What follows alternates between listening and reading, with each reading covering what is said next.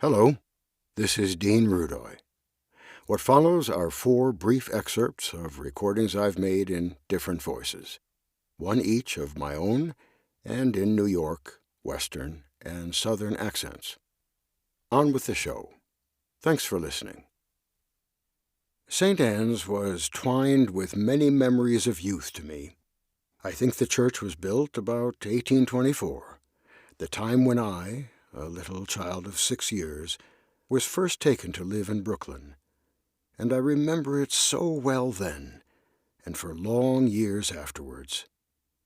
It was a stately building, with its broad grounds and grass, and the aristocratic congregation, and the fine gardens, and many big willow and elm trees in the neighborhood. Here's one from New York. The only people not paid to be at Rose Hip's funeral were the family members my grandmother had either cajoled or embarrassed into attending, and now they each measured how somber they should act. "She probably died of a sex disease," said Cousin Muriel. "Quiet! You don't want the rabbi to hear you. He might put it in his eulogy." "She died of a heart attack, like you're supposed to," said my grandmother Ida of her sister. "Thank you, Rabbi," Fern said. "It was very touching. Call me if you need a recommendation." "That was very good. You should be a full-time rabbi. Somewhere," Cousin Tumblr said. "From now on, when I think of death, Rabbi, I will think of you," my mother said.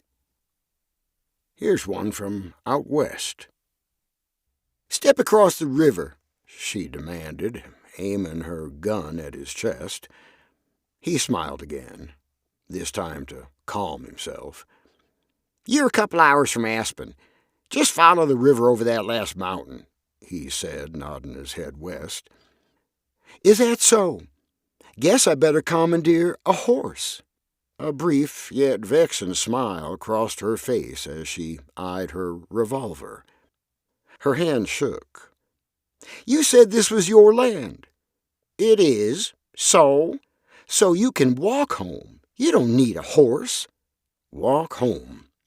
Had she just dropped from the sky? Here's one from down south. There were times, small moments, even I had about given up. I thought of Alan. From the very beginning he told me he would not make it through this war.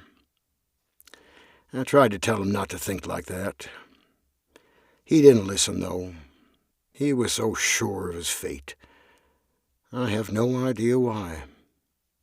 Then, sure enough, it happened. He was shot on the battlefield. I saw him go down, and without a second thought I ran over to him. Bullets were flying all around, but I wasn't really thinking at that moment. I plopped down on my knees and put my arm under his head and lifted him up. He looked up at me and one last time in a low whisper said, "Promise you'll go see her." I tried to say something, but couldn't get the words to come out. So I just nodded my head yes. It was enough, I guess, for him to feel peaceful about letting go. He died right in my arms. This is Dean Rudoy. For more examples of my work, please visit deanrudoy.com. Thanks for listening.